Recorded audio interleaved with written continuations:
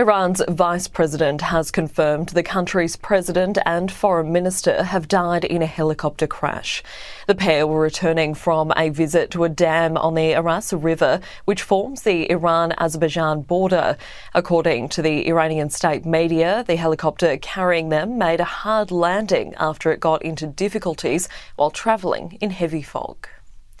The budget has fallen flat, according to the latest news poll.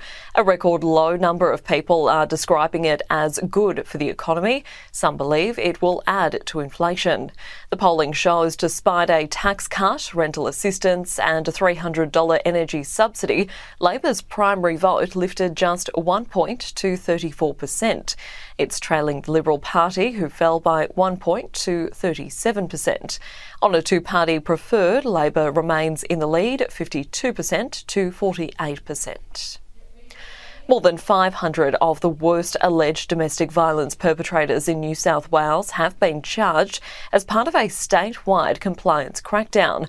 Operation Amarok 6 drew in officers from every police area command and district in the state, running from Wednesday to Saturday.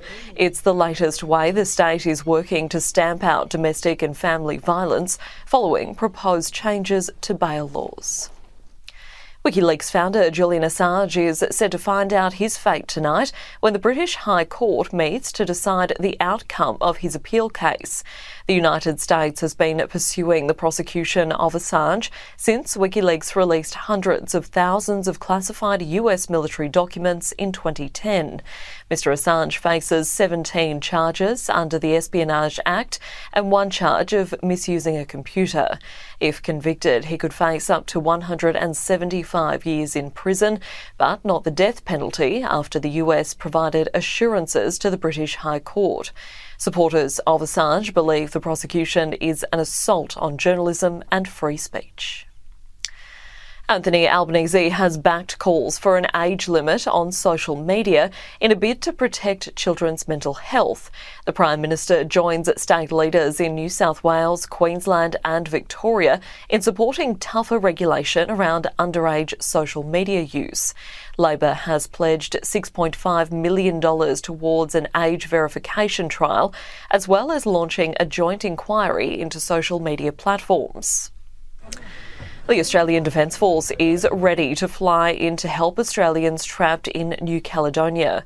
French authorities have advised no flights can land in the territory due to the ongoing situation. Police have dismantled 60 kilometres of debris as they make their way to regain control of the capital.